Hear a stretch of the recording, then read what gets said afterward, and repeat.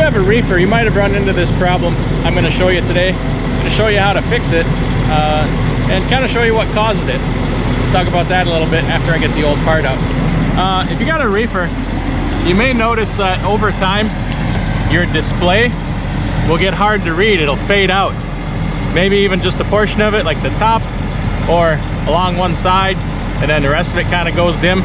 Well, these displays, they can kind of do that. This one's doing it really bad. The whole top is pretty much gone, and then it's got just different portions of it, but it's fading. It's really hard to read, and that's important. You need to see what's going on in your reefer. So I'm going to show you how to fix that today. We're going to put a new display in there, and I got the new display right here. Just took it out of the box there. Let's take a look and see how nice and pretty it is. Now, this isn't cheap, so you know, this isn't something you just want to do for fun, because this is this controller was $1,200, but it's necessary. It's far cheaper than losing a load because you didn't have the reefer at the right temperature, or you couldn't see there was an error or what have you. So it needs to be done. Now, what I like to do it anytime, sorry about the noise, there's a guy idling behind me here in the truck stop, and I can't help that. So what I like to do anytime I'm going to be working on the electronics on one of these units, disconnect the battery just as a precautionary measure, because the controller in these units is very expensive, and I don't want to be shorting something out if I, whatever, drop a wrench or bump something, or cause some kind of short. So disconnect the battery for precautionary measure. And let's see here. So basically what we got is 4 screws from the back side through the front with bolt heads on them. So I'm going to need to disconnect that.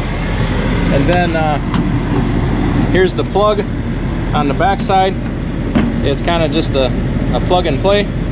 So I'm gonna get that old one out and plop the new one in, and then I'll show you on the old one.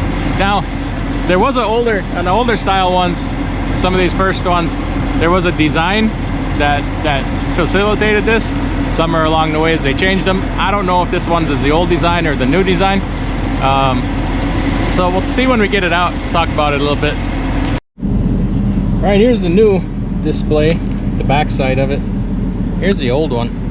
I don't know if this is the old style or not. This looks like the new style here. Different part number. So it may be the upgraded version. But what was happening on the older ones, they had a different design here for these holes. At least this was the case on my 7500 that I had, a 2014 model. There was some slits in here and moisture would get in. So they redesigned the vent here. Supposedly it's set up so moisture shouldn't be able to get in now and condensate, but at least that's what the carrier people told me. So I don't know, take it up with carrier, I guess. This is what the backside looks like. By the way, these were 8mm for these bolt heads here, and I'll show you what the basically 4 holes here. Here's the plug, and that's it. So let's slap the new one back in here, and we'll see if she works good. All right, new display is in. Look how nice and pretty that is. Something to point out here: when you install it, make sure the switch is in the off position, so you know you're not monkeying around in there. Get this put in and you're still monkeying around, and get your hands into something and it starts up. So let's fire this thing up, see how the display looks.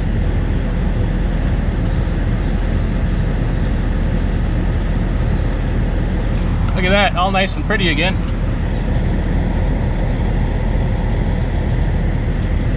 All right, so we got a good display again, and she looks good.